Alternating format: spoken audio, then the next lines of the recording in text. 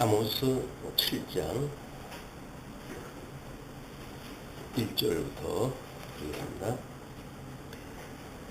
주 여호와께서 내게 보이신 것이 이러하니라. 왕이 풀을 벤 후 풀이 다시 움돋기 시작할 때에 주께서 황충을 지으심에 황충이 땅에 풀을 다 먹은지라. 내가 가로되 주 여호와여 청컨대 사하소서. 야곱이 미약하오니 어떻게 서리이까 하매 여호와께서 이에 대하여 뜻을 돌이켜 가라사대 이것이 이루지 아니하리라 하시니라. 아모스 7장서부터 9장까지가 한쪽가로 3번으로 해서 북왕조 패망과 선민 회복에 대한 예언으로 이렇게 제목이 잡혀져 있습니다. 그리고 7장은 세 가지 환상과 북왕조 저주 이렇게 나와져 있는데, 왜냐면 지금 이 7장서부터 9장까지의 총 4개의 환상이 등장이 됩니다. 근데 4가지 환상이 어떤 그 관계를 가지고 있는가에 대해서 확인하기 전에, 지금 이스라엘은 여로보암 2세 때라고 그랬어요. 이 여로보암 지금 2세 때, 이때는 통일 왕국을 해가지고 다윗이 정복했던 모든 땅을 차지하고 있었던 그런 그 화려한 시대였습니다. 물론 이 여로보암이 북쪽 이스라엘이고 남쪽 그 유다는 여로보암의 영향력이 있을 만큼 아주 보잘것없는 상태였지만, 하나님께서 유다 출신의 아모스를 들어가지고 지금 북쪽에다가 하나님의 뜻을 예언하게 하시는 선지자로 불러가지고 좀 이 사역을 하신다는 거거든요. 그러면 하나님께서 이 아모스라고는 남쪽에 있는 그 유다 출신 그 아모스를 왜 북쪽의 선지자로 사용하셨는가? 이제 구체적인 어떤 이유는 없어요. 근데 이제 오늘 4가지의 환상을 보게 되면 그 4가지 환상 중에 첫째 번, 두 번째 번, 이 환상의 특징은 이 지금 아모스가 중보를 갖다 하고 하나님께서 뜻을 다시 바꾸신다는 것이 특징입니다. 그런데 세 번째와 네 번째는 아모스의 중보가 없고 그냥 하나님의 심판이 그래서 임해질 수밖에 없는 이런 그 상황이 좀 정리가 되어지거든요. 그런데 세 번째, 네 번째 환상을 보여주시는 그 내용 중에 이 북쪽에서 사용하고 있는 어떤 언어, 뭐 또는 방언, 이런 어떤 것들이 나름대로 하나님께서 문자적 그런 그 특별한 그 지혜를 통해 가지고 이 중보를 갖다 했을 적에는 하나님께서 보여주는 환상에 대하여 뭔가 제대로 인식이 됐어요. 하나님께서 이제 너희들을 다 이제 멸한다 라고 하는 그런 뜻을 잘 알아들었기 때문에 이제 중보 기도를 한 거거든요. 근데 세 번째, 네 번째는 왜 아모스가 중보의 그 기도를 생략하고 있는가 라는 그런 그 이야기는 지금 뭐 어쨌거나 똑같은 그 내용들이거든요. 북쪽 이스라엘을 멸망시키신다고 하는 똑같은 내용인데, 첫 번째, 두 번째 환상에서는 중보 기도를 갖다 했고 하나님의 뜻을 돌이키셨고, 세 번째, 네 번째 환상에서는 아모스가 중보 기도가 없는 상태에서 하나님의 심판이 선고되어지고 만다 라고 했을 때, 어떤 분들은 이 세 번째, 네 번째 사용되어지고 있는 단어의 개념이 북쪽 이스라엘의 특정한 어떤 방언, 그래서 남쪽 유다 아모스가 그런 것을 이해했을 때에 나름대로 중보 기도를 하지 아니하고 하나님의 뜻에 대하여 그냥 수긍할 수밖에 없는 이러한 어떤 여건을 하나님 주시지 않았는가, 이렇게 보는 사람들이 있어요. 어쨌거나 자주간 이 특징은 첫째 번, 둘째 번 환상과 세 번째, 네 번째 환상이 특징적으로 다르다는 겁니다. 그런 그 다른 내용을 보았을 때 만약에 이런 것을 전제로 한다면 오늘날 마찬가지죠. 이게 우리 한국에 복음이 들어와가지고 100년이 넘는 이런 그 시간이 흘렀지만 지금 몇 차례 성경이 번역이 이제 개정되어져 가고 있단 말이에요. 지금 개역 개정까지 지금 와 있는 상태인데 이렇게 무엇인가 때를 따라 가지고 우리들의 국어의 발전이나 또는 어떤 국어를 이해하는 국민들의 수준이나 뭐 어떤 한글을 이해하는 그런 그 문화적 배경이나 이런 것들을 하고 무관하지 아니하게 뭔가 하나님의 뜻이 지금 나름대로 강단에서 선포가 되어지고 있다는 거예요. 그래서 강단에서 선포되어지는 어떤 그런 그 배경도 하나님의 특별한 섭리를 갖다 해가는 그런 이런 섭리 가운데 무한치가 않다. 예를 들어서 뭐 이 강대상에서 경상도 사투리를 쓰는 분이 강론을 갖다 한다. 그런데 그걸 전혀 모르는 소리냐 도대체. 뭐 이렇게 듣는 사람들은 뭐 제대로 못 알아들을 거란 말이에요. 그럼 왜 하나님께서 그런 자를 들어가지고 하나님의 말씀을 증거하는데 못 알아듣게 하느냐. 이 하나님은 섭리가 있다는 거야. 우리들은 이제 목사님 뭐 이상하게 그 사투리를 억양을 써가지고 못 알아듣겠다. 아유 저 목사님은 뭐 강론을 갖다가 어떻게 하는지 도대체 못 알아듣겠다. 라고 해가지고 강론자에다 포커스를 맞추는데 만약에 만사를 하나님께서 섭리하신다고 한다면 어떠한 강론자를 세우는 것도 하나님께 세우셨을 거예요. 악한 세대에 어떤 악한 선지자를 세우는 것도 하나님의 뜻입니다. 그래서 어두운 어떤 그런 지금 이런 상황 속에서 하나님의 말씀을 선포하기보다는 어떤 인간의 세속적인 욕망을 촉구시키는 이런 강대상의 선포라고 하는 그것도 하나님의 선하신 뜻하고 무관하지가 않은 거예요. 이거는 하나님께 절대 주권을 갖다 해가신다고 하는 그런 맥락으로 우리가 이해를 갖다 했으면 좋겠다. 만사 하나님이 해가시는 일에 어떤 것도 인간적인 이유 때문에 변경되어지는 건 없어요. 하나님의 절대 주권으로 인해가지고 시작이 되어지는 겁니다. 다만 하나님께서 사용하시는 인간들을 그때그때 조건적으로 사용을 다 하신다는 거죠. 우리 하나님의 은혜를 깨닫지 못하게 되면 끊임없이 그 원인을 인간에서부터 찾아내요. 그래서 뭐가 문제고 이렇게 찾아내어지는데 그거는 그렇게 지혜로운 일이 아니다. 성경은 지금 하나님이 어떤 권능을 가지고 계시고 어떤 종기와 영광을 가지고 계셨는지에 대한 하나님 계시에 대한 책인데 하나님의 계시에 대한 책을 갖다 우리가 읽어가면서도 하나님을 배울 생각은 안 하고 인간사례에 대해서만 우리가 관심을 갖고 있다고 한다면 그건 하나님하고 아무 상관없는 일이에요. 그냥 너 존대로 살다가 가라 그런 그 이야기죠. 그러니까 하나님의 뜻을 우리가 제대로 이해한다는 이야기는 매우 중요하다. 그래서 우리들이 어떤 환경 때문에 이걸 어떻게 이해가 하느냐라고 하는 것은 그렇게 중요한 이유가 아니라고 보여집니다. 그래서 말씀을 우리가 끊임없이 공부하고 할 때에 하나님이 지금 뭐라고 말씀하시느냐 여기에 관심이 가져야 되고 인간들이 내가 그런 것에 일조할 수 있겠는가라고 하는 이런 오해는 불식이 되어야 된다. 인간은 아무것도 할 수 없는 죽었던 우리라고 우리가 고백을 했으니까 죽었던 우리를 살려주셨다라고 하는 그런 맥락에서 봤을 때 인간 스스로로부터 뭘 갖다 만들어낼 수가 없어요. 그러니까는 설사 왼수 같은 어떤 인간이 나한테 뭘 잘못했다고 하더라도 그를 비난할 이유가 없어요. 아무것도 할 수 없는 인간이 그렇게 했는데 그게 오죽하면 사단의 종이 돼가지고 그 역할을 했겠어요.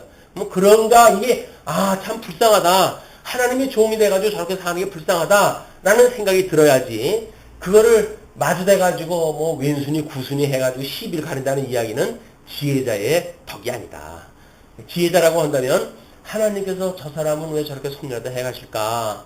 참 그런 데에 반해서 나는 또 이렇게 하나님의 은혜 가운데 두신 것이 너무나 감사하구나 라고도 하나님 앞에 감사를 깨닫는 기회가 돼야지 다른 사람을 오해하고 하는 것은 그 지혜로운 일이 아니다. 이런 맥락으로 이제 우리가 나머지 오늘 이제 그 7장부터 9장까지가 오늘 한 번에 묶어가지고 끝이 나야 될 그런 그 일이에요. 그래서 아마 7장이 이제 전반부에 하게 되어지고 8장 9장을 후반부로 이렇게 해서 두 타임으로 아마 계획을 한번 세워봐야 되겠습니다. 지금 첫 번째 양쪽 가로 1번으로 해가지고 7장의 내용을 세 가지 환상과 부광조 저주다. 이렇게 이야기를 했어요.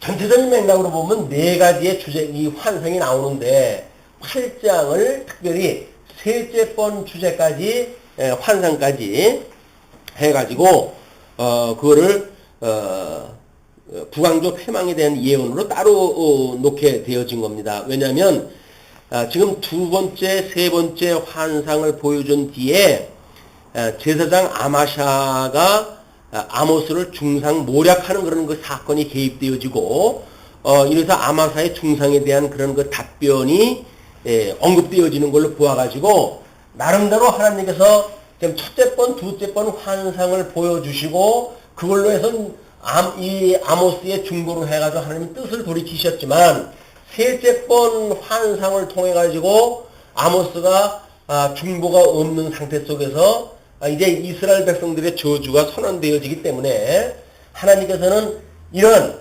환상을 보고 좀 이 아모스가 하나님의 뜻을 전하는데 그 하나님의 뜻을 북쪽 이스라엘의 이 제사장입니다. 지금 제사장의 대표로 해서 베델이라고 하는 그 성전에서 하나님 앞에 제사장 역할을 갖다 하는 자이기 때문에 어떻게 보게 되면 북왕조를 대표하는 사람일 수가 있겠죠.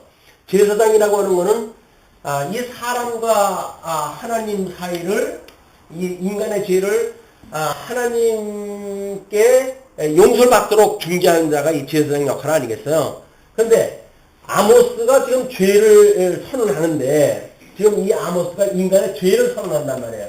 그러면 마땅히 여기에서 등장하는 제사장이라고 하는 인물은 이런 죄를 인정하고 하나님 앞에 정상적인 어떤 그런 제례를 통해 가지고 그래서 백성들의 죄를 용서를 받도록 하는 것이 제사장인데 선지자가 죄를 전하니까 제사장이 죄를 전하는 아모스를 정죄한다는 이야기예요.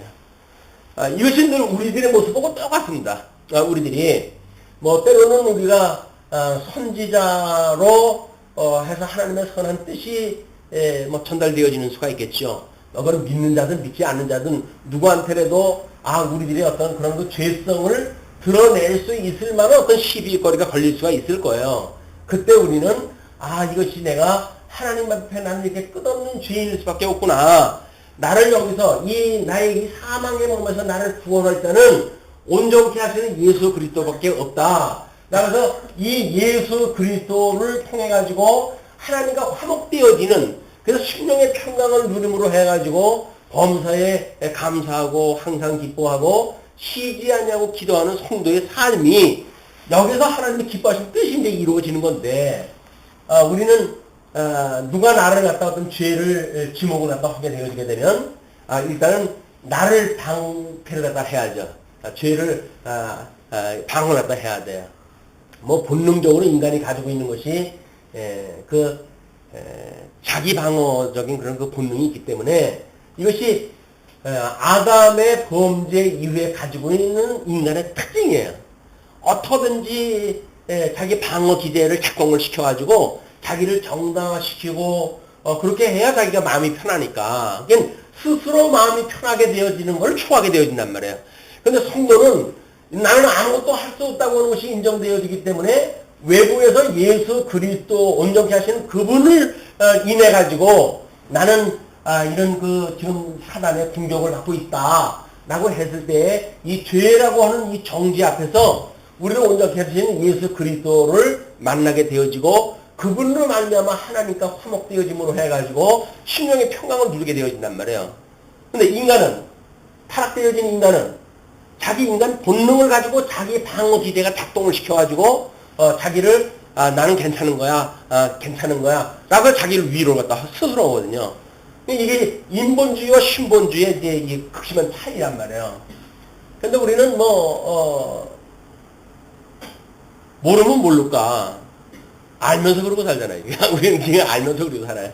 이게 우리 예수님께서 너희들이 본다고 하니까 죄가 그냥 있다고 하셨던 것처럼 복음을 우리가 배운다고 하면서도 끊임없이 복음을 화합지 못하는 이런 불신에 사는 잘못되어져 있는 성도들의 이 믿음 생활이다.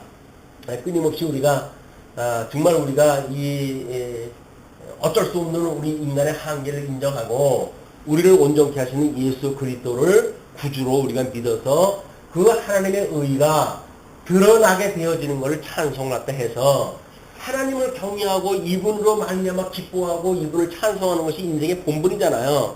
근데 이분을 찬송하는 인생의 본분보다는 여기서 사는 거를 갖다 본분으로 삼으니까 세상 내가 천년사냐 만년사냐 여기 살 때 잘 살아야지 라고 해가지고 여기서 자기를 위한 삶을 살게 되어진단 말이에요.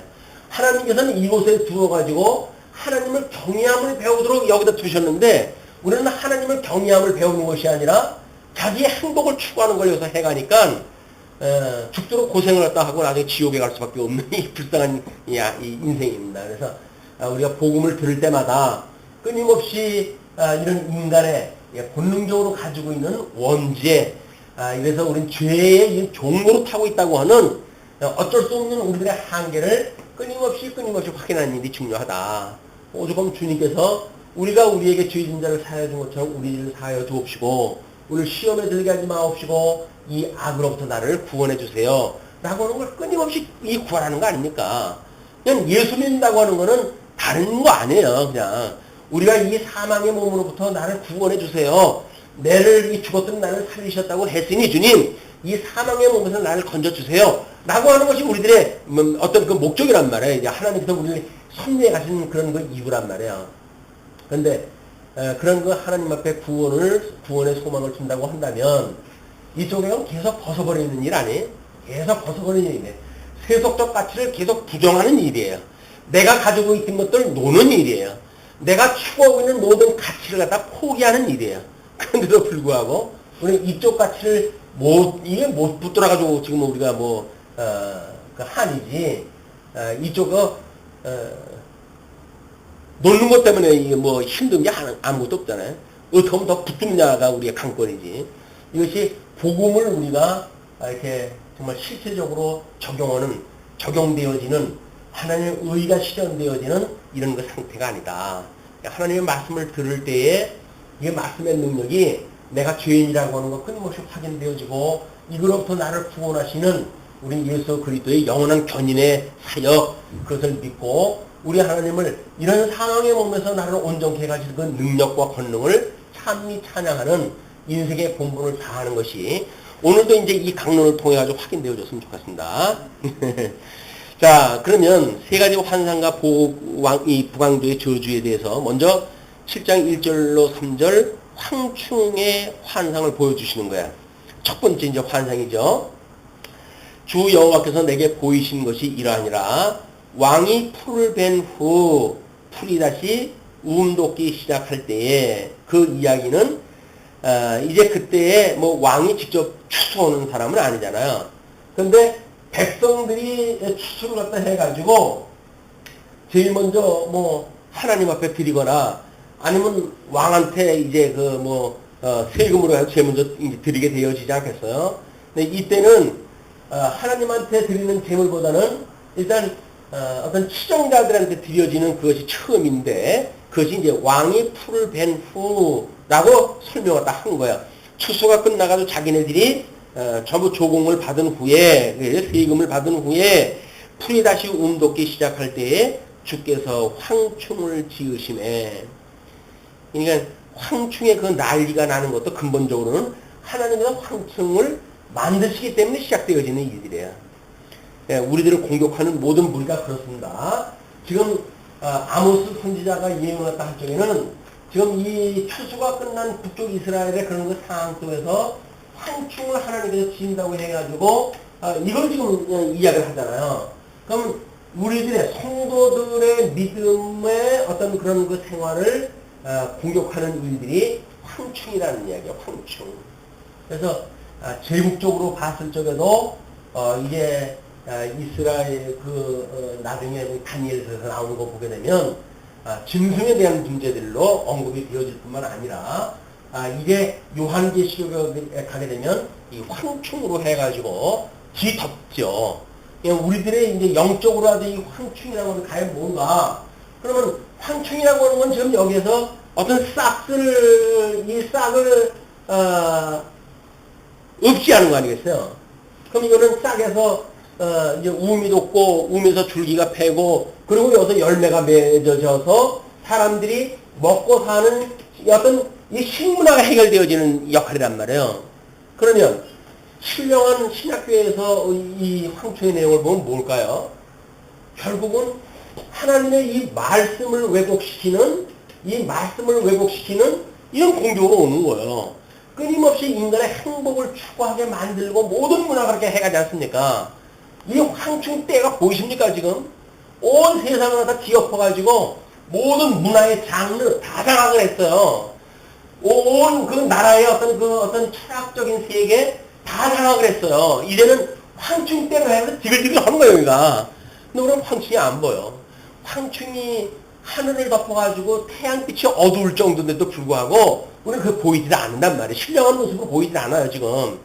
그러니까 아직도 여기서 이걸 가지고 먹고 사는 것이 우리 인생의 목적이라고 생각이 드니까 신령한 하나님의 말씀으로 산다고 하는 본질을 끊임없이 사단이 지금 왜곡시키고 우리를 미혹하고 하는데도 불구하고 입에 하루 3끼만 들어가면 됐지.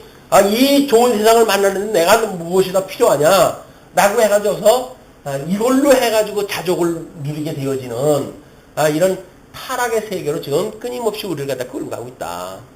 하나님의 말씀으로 해가지고 우리가 족함을 깨달아야 되는데 이게 나중에 이 후반부에서 그 말씀이 없어가지고 이스라엘 백성들의 어떤 그 가라다라고 하는 그런 증거를 갖다 하시게 되는데 이거는 하나님 앞에 우리가 정말 왜 새끼를 갖다 먹는데 그래도 아무리 예수를 갖다 우리가 잘 못 믿는 사람도 새끼 밥 먹을 적엔 기도를 갖다 하는가? 이건 좀 의미가 심령하지 않습니까? 다른 땐 기도 할 게 뭐가 있어요? 밥 먹을 때 기도도 그저 다른 사람들 볼 적에는 슬쩍 아는 듯 한 듯 하게끔 하고 그래가지고 이렇게 우리가 살아가고 있는데 형식적인 것도 눈치를 봐가면서 해야 되는데 본질 속에 들어가도 정말 그 말씀을 따라서 살아가는가? 이거는 오늘 특별히 하나님께서 우리에게 주신 말씀이라고 보여집니다. 어떻게 경계해 나갈 것인가? 그런데 하나님은 황충을 지으시고 황충이 땅의 풀을 다 먹은지라 땅의 풀을 다 먹은지라 내가 가로되 주 여호와여 청컨대 사하소서 야곱이 미약하오니 어떻게 서리이까. 야곱이라고 하는 것은 지금 이 야곱은 에서와 야곱으로 지금 나뉘어진 거 아니겠어요? 에서는 지금 에돔이고 야곱이 지금 이 12지파로 해가지고 선민국가를 갖다 이루게 되어졌단 말이에요. 12아들로 해가지고 12지파로 되어졌는데 북쪽 이스라엘과 남쪽 유사로 갈려져가지고 끝내 이 나라꼴이 지금 말이 아닌 거예요. 그리고 국호까지 가지고 있는 북왕조는 지금 이 아모스가 하나님께 보여준 환상을 갖다 놓고 보건데 망한다고 그러는데 그럼 이스라엘이 다 망하는 거 아닙니까? 라고 하는 그런 그 위기감을 가질 수가 있겠죠.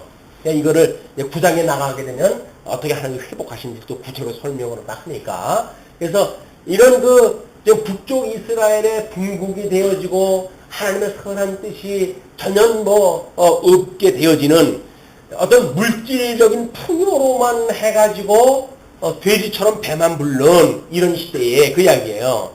돼지처럼 배가 부르는 시대에 그래서 배가 부르는 돼지가 되겠느냐, 배가 고픈 철학자가 되겠느냐, 이런 그 질문하다 한다고 그러는데 하나님이 없다고 하는데 잘 먹고 잘 살다가 가면 그만이지 내우 세계야 내가 무슨 가지도 않았는데 상관이 있겠네. 우리가 그걸 볼 수가 있지 않을까 했어요. 그러나 성경을 놓고 보건데 영원한 하나님 나라가 있는데 하나님을 믿는다고 하는 우리들까지도 그럴 수는 없잖아요. 그러니까 지금 이 황충이 모든 싹을 다 먹어서 이제 그렇게 됐을 때 가뜩이나 지금 이 북쪽 이스라엘과 남쪽 이스라엘가 분국이 되어지고 이렇게 하나님을 불순종하는 이런 그 일로 만연되어져 있기 때문에 이런 상황인데 하나님 지금 이 야곱의 너무 하나님께 지었던 이 야곱이 12지파로 만들었던 야곱이 흔들거리기가 이 짝이 없습니다. 지금 나라는 눈에 보이는 거는 이 사람들이 하나님을 몰라가지고 배부른 것이 단지라고 살지만 신령한 눈으로 보니까 이 나라가 바로 이 바람 앞에 등불처럼 꺼질 듯 이럴 그 상황입니다, 주님. 이런 고백을 하는 거예요, 지금. 이 아모스가. 그러니까 하나님께서 이에 대하여 뜻을 돌이켜 가라사대 이것이 이루지 아니하리라 하시니라. 그래.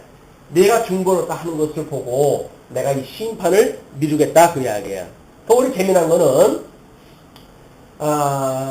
이제 요나서에 가게 되면 하늘의 심판을 유보하시는 것이 나오잖아요. 그럼 이제 북쪽 이스라엘은 아수르가 이게 크게 되어져 가지고 결국은 이 북쪽 이스라엘 멸망을 시켜야 되는데 지금 현재 여로보암 2세 때는 북쪽 이스라엘이 강세란 말이에요. 그 북쪽 이스라엘이 강세가 되어져 가지고 이쪽 아수르 제국에 이걸 지금 망하게 할 수 있는 그런 힘을 가지고 있을 텐데 하나님께서 여기에다가 선지자 요나를 갖다 보내가지고 회개케 한단 말이에요. 이 시간적인 그런 그 일이나 지금 북쪽 이스라엘의 멸망을 이렇게 예언했다 했을 때 하나님께서 멸망을 유보하는 일이나 뭔가 시간적으로 이게 연결돼야 되지 않겠습니까? 독자적으로 북쪽 이스라엘 문제가 아니란 말이에요. 북쪽 이스라엘을 멸망시키시는 아수르, 이 아수르는 뭐 지금 보여주는 황충일 수가 있는 거죠. 이 황충에 의해서 망해질 수가 있는 거니까 이때에 아수르 쪽으로 해가지고 심판을 유보해가지고 힘을 기르게 만드시고 남쪽 유다는 악을 더하게 하도록 해가지고 시간을 또 더 주시고 이렇다는 이야기예요. 그러니까 하나님을 깨닫고 우리가 하나님 부르신다고 한다면 은혜 충만할 때 가는 것만큼 복이 있는 게 아니죠. 이게 뭐 영원한 구원을 얻었다고 시큰 소리 하다가 나중에 예수님 다 팔아먹고 죽어버리게 되면 그 인생 불쌍해가지고 더하겠어요. 이게 북쪽 이스라엘도 마찬가지고 이 아수르도 마찬가지지만 하나님이 유보하신다고 하는 그 이야기는 은혜를 더욱 깨닫게 하시고 주는 거라고 한다면 복이지만 이것이 우리 그 히브리서 기자가 이야기했던 것처럼 혹 흘러 떠내려갈까 두렵다 라고 하는 것처럼 예수님이 이렇게 해가지고 정말 나를 갖다 구원해 주셨어요 라고 하는데 어느 날 시험 들어가지고 뭐 예수님 하나님이 있긴 뭐가 있냐 뭐 이렇게 해가지고 예수님 저주하고 죽게 되면 그 인생 불쌍하잖아요. 물론 하나님께서 뭐 영원한 궁극적 구원 없이기로 했는데 저주하고 가지는 않겠죠. 그러나 우리가 뭔가 신령한 것을 누리고 신령한 그런 기쁨 중에 우리가 하나님 앞에 가는 일만큼 즐거운 일이 없다. 우리는 죽으나 사나 그것이 하나님 앞에 정말 그 감사의 일로 다가올 수가 있는 거 아니에요. 어떻게든지 조금만 시간을 더 주세요. 그러면 내가 뭐 혹이나 지금 날까 합니다. 라고 하지만 기다려봐야 소용없어요. 하나님 앞에 그때 마음을 안 주신다고 한다면 기다려도 소용이 없다. 이 종말적인 삶을 산다고 하는 그 의미가 어떠한지 우리가 잘 한번 볼 이유가 있는 것 같습니다. 자, 그러면서 4절로 6절을 보게 되면 삼키는 불의 환상을 보여주셔요. 주 여호와께서 또 내게 보이신 것이 이러하니라. 주 여호와께서 명하여 불로 징벌하게 하시니 불이 큰 바다를 삼키고 육지까지 먹으려 하는지라. 이에 내가 이제 큰 바다를 삼키고 육지까지 먹으려라고 한다는 이야기는 이스라엘의 어떤 그 지형적 여건을 예를 들어 가지고 다 멸하게 하신다고 하는 걸 지금 보여주시는 거죠. 그러면서 이에 내가 가로되 주 여호와여 청컨대 그치소서. 야곱이 미약하오니 어떻게 서리이까 하매. 또 중보였다. 야곱이 지금 이렇게 나라는 나뉘어졌고 북쪽 이스라엘은 강대해가지고 지금 어떤 육체적인 걸 보고 지네들이 그것만 부유한 줄 알고 살고 남쪽 유다는 예루살렘 성을 가지고 있지만 하나님 앞에 미약하게 짝이 없고 그러니까 북쪽도 남쪽도 이것이 합해져야 뭔가 이게 되어질 텐데 지금 상태로 봐가지고는 연약하기 짝이 없습니다. 어찌하면 좋겠습니까? 그러니까 그쳐주십시오 라고 이야기를 한단 말이에요. 그러니까 하나님께서 주 여호와께서 이에 대하여 뜻을 돌이켜 가라사대 이것도 이루지 아니하리라 하시니라. 그래서 첫 번째, 두 번째 환상이 이 아모스의 중보를 해가지고 하나님의 뜻을 유보를 갖다 시키게 되어진 거예요. 근데 그런 뒤에 셋째 번, 넷째 번까지 계속 쭉 나왔으면 모르겠으나 이제 그렇지가 않으니까 우리는 그 7절서부터 또 세 번째 나와져 있는 환상에 대한 걸 확인했다 할 필요가 있죠. 세 번째 7절로 9절에 다림줄의 환상이에요. 또 내게 보이신 것이 이러하니라. 다림줄을 띄우고 쌓은 담 곁에 주께서 손에 다림줄을 잡고 서셨더니 내게 이르시되 아모스야 내가 무엇을 보느냐? 내가 대답하되 다림줄이니이다. 주께서 가라사대 내가 다림줄을 내 백성 이스라엘 가운데 베풀고 다시는 용서치 아니하리니. 자, 여기서 지금 다림줄로 표현되어지는 이런 건 지금 원어로 보게 되어지게 되면 주석 또는 뭐 혼합물 뭐 이런 걸로 해가지고도 이제 번역이 되어지는 일이거든요. 근데 지금 70인용으로 번역을 갖다 했을 적에는 이걸 주석으로 번역을 갖다 했대요. 예, 뭐 이런 찌꺼기 뭐 이런 거의 뜻을 더 많이 가지고 있는 그걸로 좀 70인용에서 번역을 갖다 했다고 그러거든요.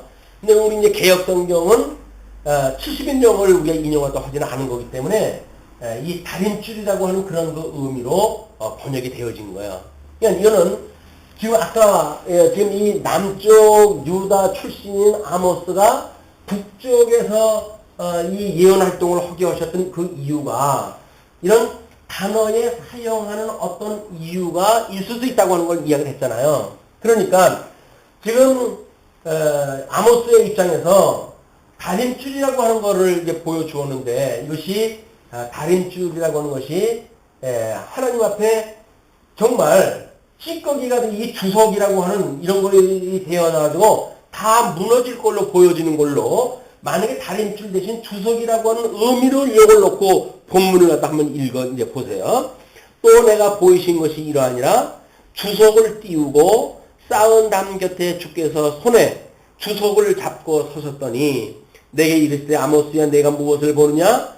내가 대답하되 주석이니이다. 주께서 가라사대 내가 주석을 내 백성 이스라엘 가운데 베풀고 다시는 용서치 아니하리니. 그러니까 이것이 다림줄이라고 하는 우리는 이제 이 성곽이 나왔으니까 이것을 봤을 때 성곽이라고 하는 것은 단순히 수직이 맞아야 될 거 아니겠어요.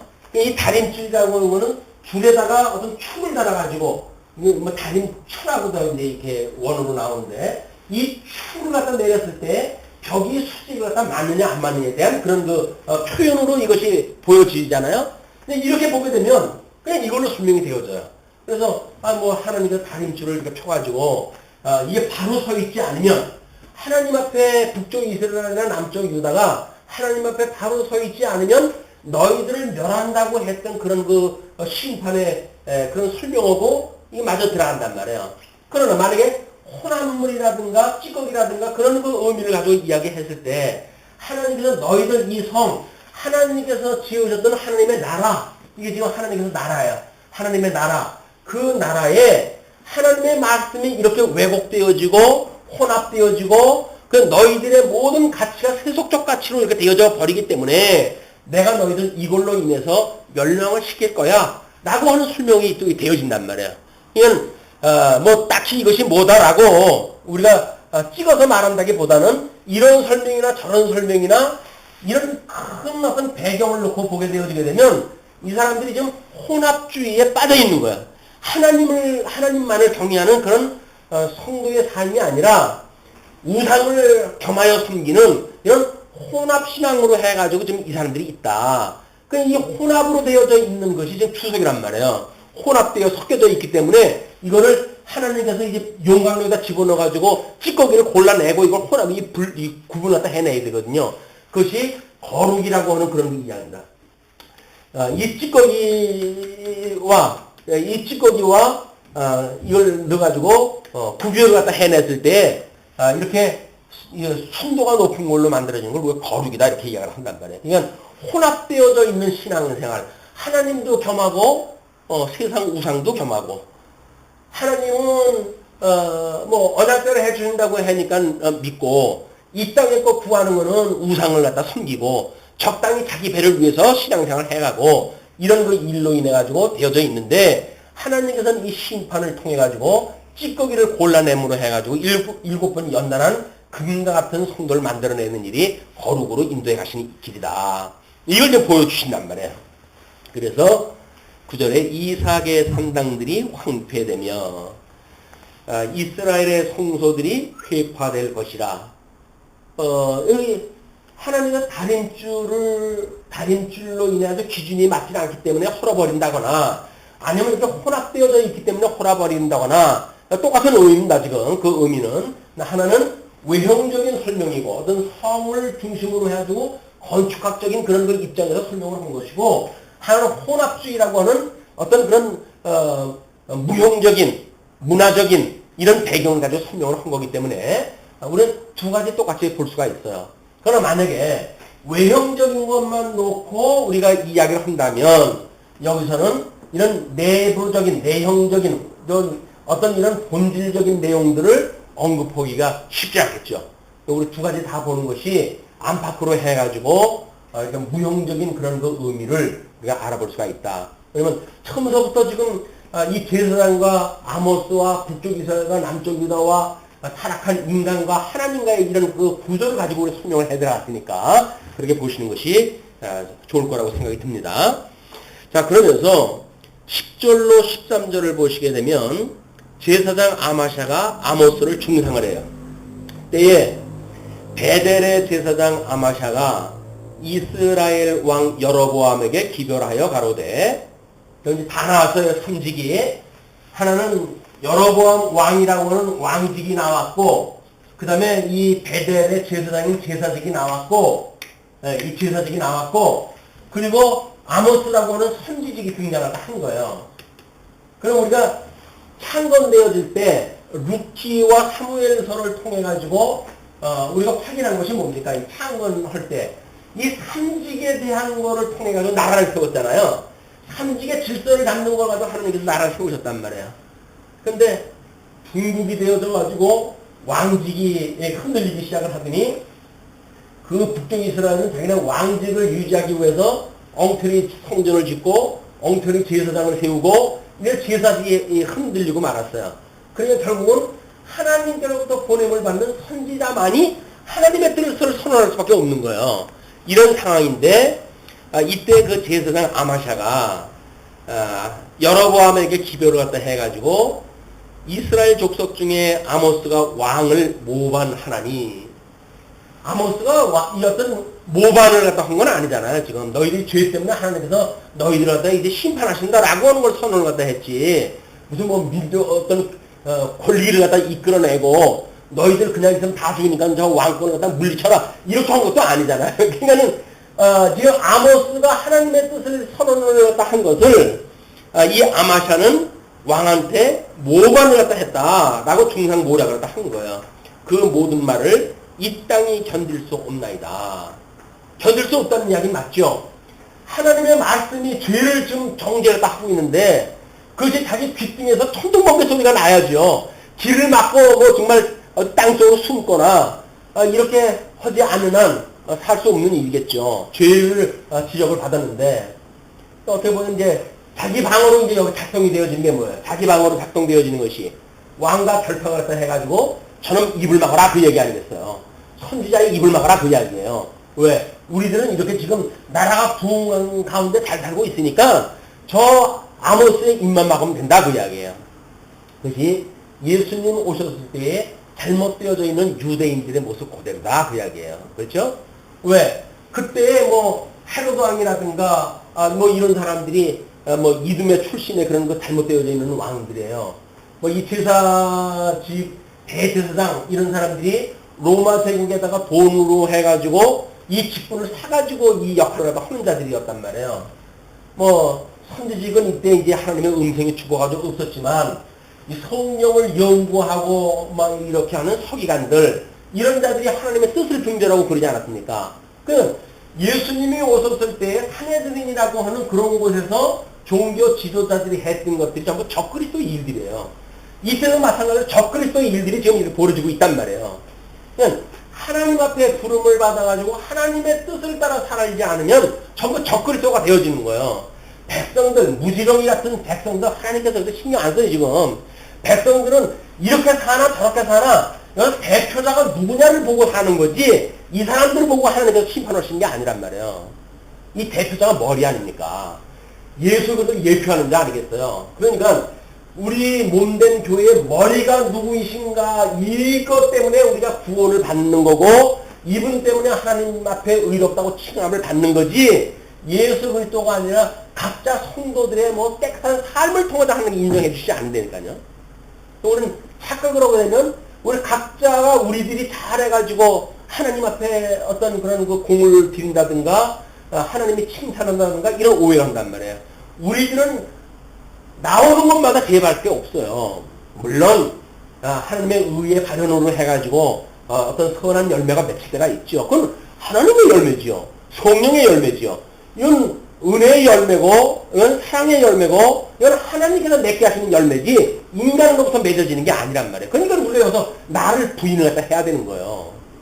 근데 나를 부인하게 되면 내가 한 세상 여기서 지금 내 자랑하고 싶어서 사는데 나를 부인하라니 그게 예수를 못 믿는 거예요. 우리가.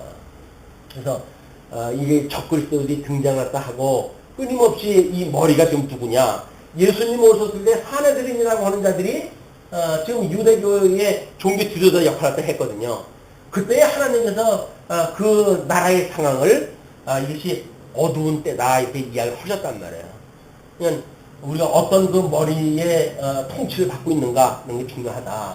그런 걸로 보게 되면 예수님의 통치 아니면 사단의 통치받는 거 아니겠어요? 사단의 통치받으면서도 아이고 뭐 내가 예수님 자녀인데 뭐 이 사단의 통치받는다고 어디 가겠어? 라고 말하는 건 좀 모순이 아니에요? 모순이죠? 모순이에요. 아닌 거예요. 그러니까 사단의 통치를 받을 땐 혀를 깨물고 싶을 정도로 우리가 고통이 느껴져야 되는데 이게 문둥병자들처럼 이 통증이 안 오는 거예요, 이게. 하나님의 말씀을 들으면 책망이 돼가지고 나는 이런 죄인일 수밖에 없어 라고 하는 자기의 죄가 자꾸 이게 노출이 돼야 되는데 어떻게 자기 방어로 해가지고 자기를 뭐 정당화하고 자기 죄를 덮어버리고 이렇게 해가지고 자기는 죄인이 아니라고 이야기를 하니까 예수 그리스도는 우리가 상관이 없는 분이 돼버리고 하나님의 구원은 이미 우리와 상관없는 구원이 돼버리고 만다. 이때나 그때나 똑같아요. 그러니까 그 왕은 그 제사장은 자기가 지금 그 배대 제사장으로 해가지고 기득권을 가지고 있는 데 아닙니까? 그 기득권을 가지고 있는 자가 자기 혼자 하면은 이제 힘이 약할 수 있으니까 그 왕까지 끌어들여가지고 협작을 갖다 해가지고 지금 아모스 하나님께 보내신 선지자를 대결하다 하는 일이다. 그래서 우리가 주님의 몸된 교회 이 3직으로 하나님께 주신 직임이 뭐예요? 그게 목사직, 장로직, 그리고 집사직이라니까요. 교회 성도가 수많이 있어도 그 교회가 어떻게 작동되어지는가는 이 직원이 지금 어떻게 하나님의 뜻을 실현해가는 거에 따라서 교회의 건강도가 달리는 거예요.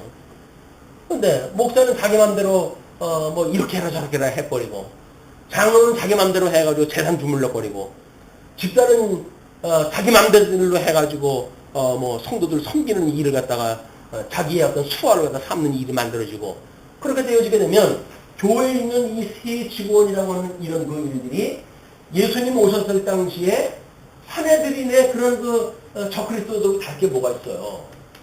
우리 예수 그리스도를 소개해가지고 이분이 해가십니다. 이것이 끊임없이 소개하는 이 증인의 삶이어야 되는데 증인의 삶은커녕 예수님은 온데간데가 없고 내가 달라가서 이걸 다 하고 있어. 내 말 들어. 라고 이야기를 하니까 거긴 이미 교회가 아니란 말이야. 주님의 몸된 교회, 예수 그리스도가 머리 되어지는 교회, 그래서 예수 그리스도 통치하는 교회가 아닌 거예요.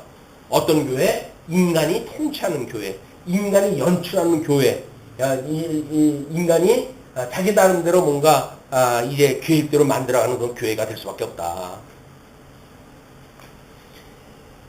자, 이제 아모스가 이렇게 이야기를 합니다. 아모스가 말하기를 여로보암은 칼에 죽겠고 이제 그 이야기를 듣고 이스라엘은 정령 사로잡혀 그 땅에서 떠나겠다 하나이다 하고, 그러니까 지금 모반을 갖다 했던 그런 그 내용을 그렇게 이야기를 하는 거예요. 아모스가 이렇게 말하기를 여로보암은 칼에 죽겠고 그리고 이스라엘은 정령 사로잡혀 그 땅에서 떠나겠다 하나이다 라고 이야기를 했단 말이에요. 그런데 앞에서는 기억이 안 나는데 여로보암을 직접 이름을 불러가면서 죽겠다라고 선언이 됐었나요? 모르겠네요. 하여간 어떻게든지 이 여로보암 2세에게 아모스를 중상모략을 갖다 해가지고 완전히 밟아버리도록 지금 그렇게 일을 갖다 꾸미는 겁니다. 그러면서 아마샤가 또 아모스에게 이르되, 이번엔 이제 아모스한테 대해가지고 선견자야, 너는 유다 땅으로 도망하여 가서 거기서나 떡을 먹으며 거기서나 예언하고. 무슨 얘기예요? 아모스 보고 북쪽 이스라엘에 와가지고 지금 계속 너희들이 이 죄 때문에 하나님 앞에 불순종하고 우상을 섬기고 이런 죄 때문에 이제 북쪽 이스라엘이 멸망한다 라고 이야기했다 했으니까, 지금 아마샤가 아모스에게 너는 유대 땅이나 가가지고 거기서 뭘 갖다 하라고 그래요? 도망을 가가지고 떡을 먹으며, 그 이야기예요. 그러니까 아모스가 마치 직업적인 선지자가 되어져가지고 북쪽 이스라엘에 와가지고 그렇게 해가지고 뭔가 이 먹고 사는 것처럼 이제 조롱을 갖다 하는 거예요. 그러니까 남쪽 유다로 도망을 가가지고 거기다 떡이나 먹고 그러니까 배나 채우고, 예? 돼지처럼 배나 채우고, 그리고 거기서 예언하고, 다시는 베델에서 예언하지 말라. 이는 왕의 성소요 왕의 궁임이니라. 여로보암 2세의 궁이고, 그러니까 너는 유다 땅으로 가가지고 거기서 예언하고 다시는 베델로 와서 하지 마라, 이렇게 이야기를 합니다. 자, 14절로 17절 아마사의 중성에 대한 아모스의 대답이 이렇게 됩니다. 아모스가 아마샤에게 대답하여 가로되 나는 선지자가 아니며, 선지자가 아니라는 이야기는 선지자 활동을 하는데 선지자가 아니라고 그러진 않겠죠. 여기서 말하는 선지자가 아니며, 그 이야기는 여기 와서 내가 하나님 앞에 부름을 받기 전에는 내가 선지자로 활동했던 사람이 아니야, 그 이야기예요. 선지 활동을 갖다 해가지고 밥이나 먹는 너희들이 생각하는 그런 선지자가 아니야 라는 그 이야기입니다. 나는 선지자가 아니며 선지자의 아들도 아니고, 우리 아버지가 선지자로 해가지고 세습되어진 그런 선지자도 아니고, 나는 목자요 뽕나무를 배양하는 자로서, 그냥 무화과입니다. 무화과를 배양하는 자로서 양떼를 따를 때에 여호와께서 나를 데려다가 내게 이르시기를 가서 내 백성 이스라엘에게 예언하라 하셨나니. 자기는 지금 목자로 여기서 일을 갖다 하는데 하나님께서 그냥 주권적으로 날 불러가지고 예언을 하라고 해야지 예언을 한 거지, 너희들이 생각하는 것처럼 너처럼 이렇게 여기서 그 짓 해가지고 밥 먹고 사는 그런 부류가 아니다, 그런 그 이야기를 고발을 하는 거죠. 이제 너는 여호와의 말씀을 들을지니라. 내가 이르기를 이스라엘에 대하여 예언하지 말며 이삭의 집을 향하여 경계하지 말라 하므로. 우리 그 이스라엘은 야곱의 이름을 바꿔가지고 지금 이스라엘이라고 지어줬잖아요. 근데 거기에 야곱의 아버지 이삭의 집을 향하여 경계하지 말라 하므로 라고 이야기를 해요. 그러면 지금 이제 12지파를 낳은 것이 야곱이에요. 이 야곱은 12지파로 해서 언약자손으로 구성되어진 이 나라하고 이제 유관한 그런 그 일이죠. 그러나 야곱을 낳은 그 이삭은 지금 이 야곱과 에서를 낳았단 말이에요. 에서를 낳았어요. 야곱과 에서를 낳아가지고 했던 이 이삭에 대하여, 왜냐면 9장에 가게 되면 에돔에 대한 것이 언급이 되어져요. 그래서 이제 어떤 그 성경학자는 70인역에 의할 것 같으면 에돔이 아니라 그것은 에덴이었다. 70인역에는 에덴으로 설명이 되어져 있대요. 그렇기 때문에 그건 온 인류를 말하는 거다, 이렇게 이제 설명을 해 나가거든요. 그런데 왜 70인역에는 에돔으로 되어져 있는 거를 이쪽 우리들이 원수로 봤던 거에는 에서로 되어져 있는가? 라는 걸로 보았을 때 이 에돔이라고 하는 그 나라로 되어져 있는가 라고 하는 의미를 보았을 때 이 에서와 지금 여기서 아모스가 이삭의 어떤 그런 그 집에 대한 것을 언급을 하다 하는 것하고는 무관하지가 않은 것 같아요. 그래서 이거는 이삭이 야곱을 낳고 에서를 낳고 이 형제를 낳아가지고 야곱은 사랑하고 에서는 미워를 했잖아요. 그러니까 사랑하는 자와 미워하는 자, 이 미워하는 자 에서를 통해 가지고 지금 이 북쪽 이스라엘이 어떻게 미움을 받을 짓을 하고 있는지를 좀 보여주고 있는 여기에 그런 신학적 열조에 대한 배경이 숨어져 있다고 보여집니다. 뭐 이건 이제 다른 어떤 그 주석에서 말하지 않는 거지만 우리들이 양대 언약의 맥락으로 보았을 때 그런 것이 보인단 말이에요. 그래서 여호와께서 이삭의 집을 향하여 경계하지 말라 하므로 여호와께서 말씀하시기를 내 아내는 성읍 중에서 창기가 될 것이요 내 자녀들은 칼에 엎드러지며 내 땅은 줄띠워 나누일 것이며 너는 더러운 땅에서 죽을 것이요 이스라엘은 정령 사로잡혀 그 본토에서 떠나리라 하셨느니라. 결국은 이제 이 아수르에 의해 가지고 북쪽 이스라엘이 721년에 완전히 멸망되어지고 마는데 이제 이걸 보여주는 그런 그 그림이 지금 소개가 되어진 겁니다. 그래서 7장까지 세 가지 환상으로 해가지고 북왕조의 저주를 설명했다 했어요.